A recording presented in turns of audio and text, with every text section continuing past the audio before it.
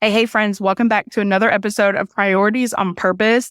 I am so excited to give you this episode because the next 12 Weeks of Success workshop is coming up really soon. And if you've been thinking about participating in the Breakthrough Challenge or you want to know more about what this free workshop is, this is going to give you a general idea on what it is. I'm giving you a behind the scenes, fly on the wall perspective of me working with someone who was participating in the free workshop. We did some laser coaching around her goals. She had 3 goals, and Sonya is a high achiever. Like, she knows what she wants. She knows where she's going, but she may be biting off a little bit more than she can chew in the next 12 weeks. And so if you are always trying to figure out your goals or you're making goals, but you seem to never be able to follow through on them, I'm challenging you, listen to this episode because it is exactly what you need. It's kind of the pep talk that you need that you don't know that you need, I guess, is what I'm saying. Also, don't forget, if you want to sign up for the next workshop, or you already know you want to get in on the next Breakthrough Challenge, be looking in the show notes on how to do that. Keep me posted. Hey there, I'm Melissa Batt, the host of Priorities on Purpose, a podcast for overwhelmed direct sellers who want to grow their income, audience, and influence without sacrificing their mental health and main priorities. Whether you're just starting a new adventure or you're 15 years in and have already climbed the ranks, I want to help you have the life and the business of your dreams. Can you see it? Can you feel it? Or maybe you thought you had it and something changed. Whether you have your entire dream mapped out or have completely given up on all the possibilities, I'm here to remind you that God is bigger than the little box we put him in. This side gig is part of his plan. It's not your sole purpose, but it absolutely has purpose. As a Christian life and business coach, I'm here to help you get out of your head and live with intention so you can enjoy what matters most without the guilt. More time to do what you love, more peace, more impact, more money, and opportunities to give to those you want to help. I promise to be your hype girl, business bestie, and biggest cheerleader as I share proven and simple strategies that will be sure to help you live a fulfilled life with a strong, sustainable business. Are you ready to stop chasing all the shiny things and get laser focused? Put your earbuds in while you're cooking dinner or folding out laundry, and let's get to it, friend. This is one time when multitasking is actually going to be beneficial. Okay, well, tell me what your goal is. Same one as last time that I didn't complete. I want to create an online course or workshop or whatever for healing yourself, to forgiving others, to move forward and forgiving yourself. That's goal number 1. Goal number 2 is go back to posting content daily because I stepped back. Like I said, I think that is positive that I stepped back and did that. It was really like a struggle because I felt like I need to be posting something and then I'm not. But at the same time, I felt like I re-centered or whatever. But anyway, so I want to go back to posting daily content on Facebook. I'm posting a meme or a quote every day and a 1 to 5 minute live again in the morning or in the evening, sometime when I can just get on there and pop on there and just say, hey, I'm here and whatever. And I want 1 day of in-depth content per week. So that's my social media stuff. And then my big long-term goal that I've had for a long time is writing a book, but I have no idea where to start, really. I don't know that you're going to like what I have to say. So those are all great goals. But you are trying to skip to the good part in all of those. Like, those are like the next 2 years worth of goals. To write a book, to, have your course. I personally don't think that the book and writing the course should be on your list for completing with an action plan this 12 weeks. Would you like to know why? Why? Because you need more market research. You need to be showing up more consistently. And before you can really go where God is taking you, you are still in the process of circling the wagon and getting your own oxygen mask on. And you're wanting to fall back into that do that all of us do, because it's easier to do than nurture ourselves. And I just feel like you still need to circle the wagon. All of those goals, first of all, are all related to, like, I know that's your vision. You've got that part. Some people never, like, they don't even get quiet enough to know that. So the fact that you have that, amazing. I definitely give you a hand clap for that. Good job. And now you're in the place where it's like, God is calling you to the promised land. This is where you're going, and you're going to be taking the people out, but you have a whole lot of things that need to be done before you can get there. So what are the kind of goals I need to have now? Well, one needs to be health related. One needs to be about, like, it needs to be more about being still and finding the quiet. And I know that probably terrifies you, makes you want to cry. I get it, because that, like, what makes you super uncomfortable, do you not recognize that that uncomfortable feeling is what God needs you to feel to go where he's trying to take you? But I do know that uncomfortable feeling, forgiving yourself for the things that make you feel shame and, all of that stuff. Being who God wants you to be, not who you were. I've been down that road with myself. Okay, let me ask you this question. Naturally, are you a doer or a sitter? Is it your natural tendency to say yes and do all the things? Or is it your natural tendency to sit back and be a spectator? Oh, to do, definitely. So that's what your flesh naturally leans towards. You are a Martha. Has anyone ever told you that? Have you ever recognized that? No, I have not. Do you see it? It's funny because this is not the first time I've mentioned this today. You're a Martha, and God's like, just like, you don't have to be doing all the time. Have you watched the Chosen series? No, that's also on my list too, because there's some people at church that's been talking about it, and they're like, this is a really cool series, well, so it's on my list too. But I don't really have time to watch TV or do anything. I still feel like you need to eliminate things, even if it is volunteering and it's a good thing. I know, like, it's terrifying for you to think about eliminating something. You have so much resistance around it. I know it, because every time I've mentioned it, you've avoided it. And it's hard, and you don't want to do it.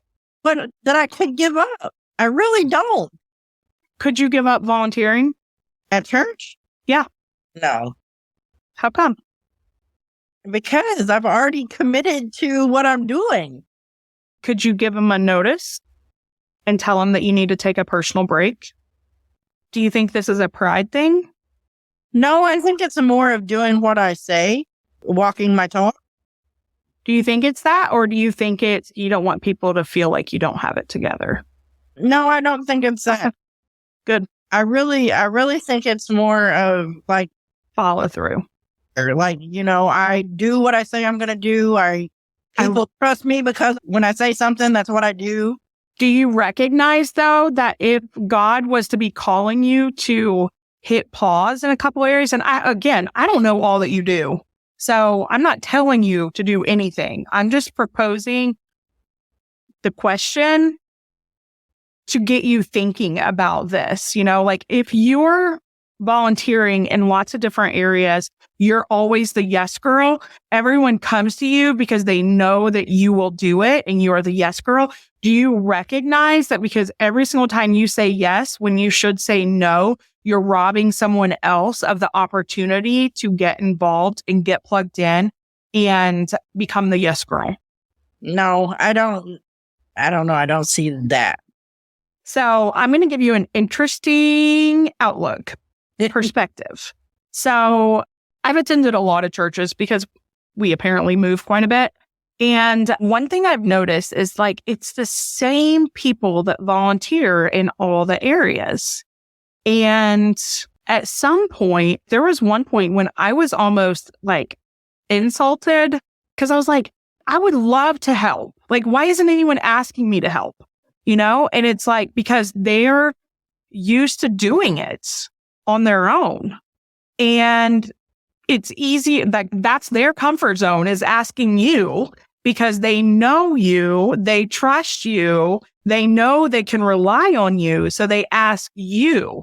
But there are people that God is wanting to use inside the church, especially if your church is growing. I know our church is growing. And this is something that I actually went to our pastor and mentioned, because I feel like as the church grows, those volunteering and serving should grow as well.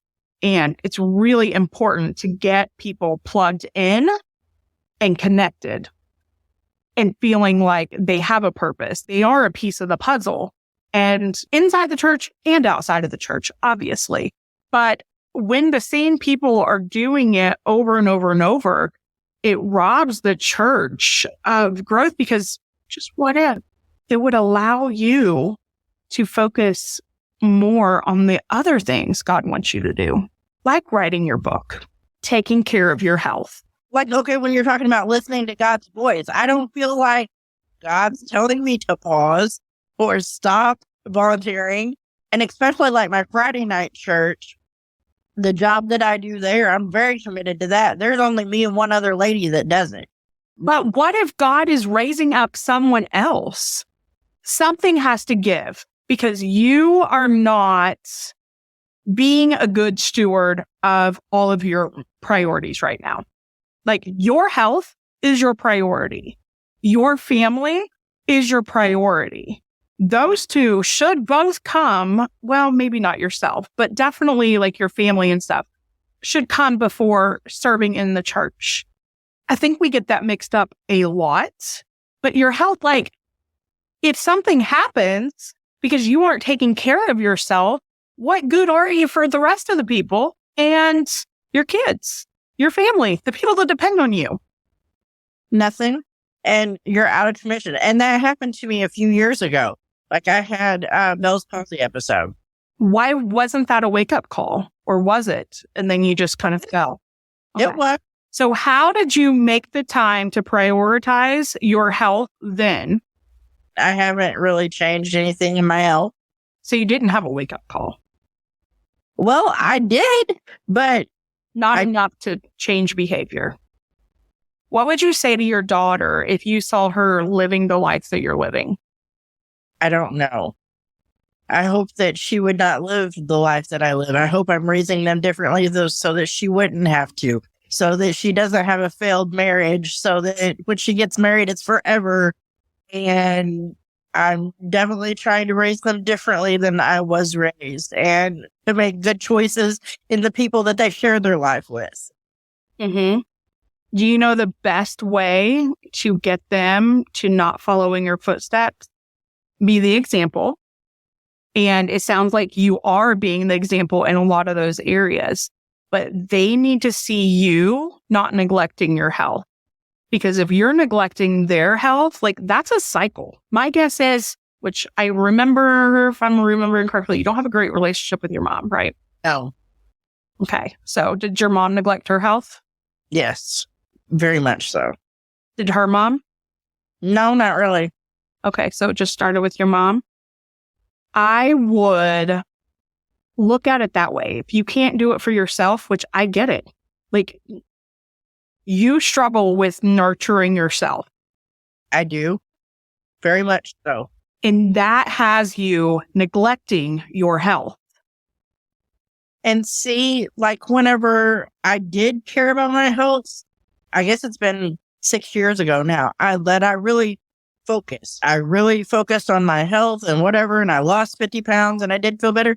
It was because I wanted to be able to do more and be more active with the kids. I wanted to be able to go jump on the trampoline with them. I wanted to go, be more interactive with them. We were doing things, but not everything that I felt like I wasn't participating in everything that they wanted to do. Right. And now, as they're both getting older and there's more electronics, there's less outside activity, period, that they even want to be in. They do activities at school, and then that's all they want to do. But if you were to say, hey, let's go for a hike, or let's go roller skating, or whatever, like maybe they just got stuck on their digital devices because what else is there to do? You got to be the example. Your natural, again, I'm not saying you have to give up volunteering at the church. I just know that is a huge commitment that you've mentioned. Maybe there's some other commitments that you have that aren't related to the church that you can give up. I don't know. You would have to tell me. But something has to give because you're running on empty. I think you should fast and pray and ask God what he wants for you in this season. Because I'm telling you, to go where you've never gone before is going to require you to do things you've never done before. Right. And so all of the things that you would naturally say yes to, it's going to require you to say no to some things. There are plenty of times when, my natural, and I struggle hard. Just ask my mother. I used to volunteer. If I saw a need, I'm like, I can do that. I'll do it. And it was really hard to undo that and realize that when I said yes to those things, I was saying no to something else. I was saying no to taking care of my health. I was saying no to even at some point getting in my own Bible because I was just, helping other people with their faith. Again, you got to put your oxygen mask on before you help someone else put theirs on.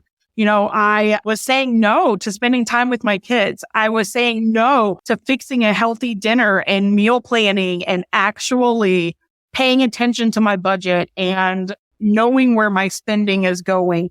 I was saying no to all of those things by saying yes to all of these other things that they weren't bad things. They were good things. They even looked kind of like God things, but they were God things, but not necessarily for me in the season that I was in. And I feel like I probably told you this in Voxer, but I'm going to tell you again, for an arrow to spring forward with momentum, it first has to be pulled back. The pulling back process is so uncomfortable. Nobody wants to go backwards. Everyone wants to move forward.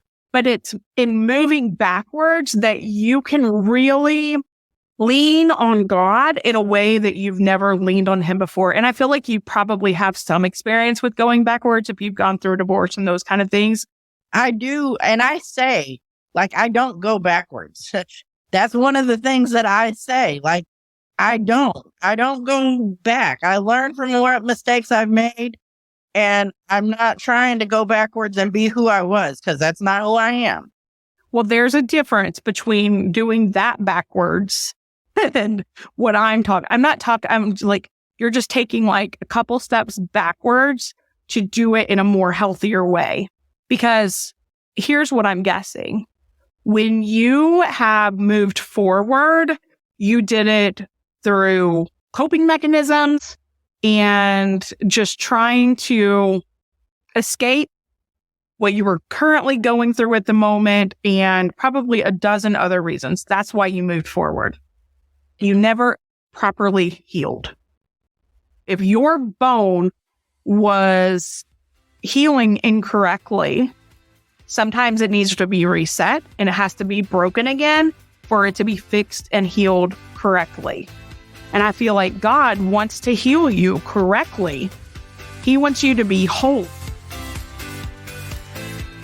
Hey friend, that's it for this episode. If you found value, I would love it if you could take a couple of seconds and leave me a quick review. While it may seem super simple, it is so beneficial and gives me the opportunity to help more women. Also, take a screenshot and share it on social media with your biggest aha today. Don't forget to tag me at MelissaBadOfficial so we can connect. Thank you so much for listening. And until next time, friend, keep walking it out one baby step at a time because God's got you.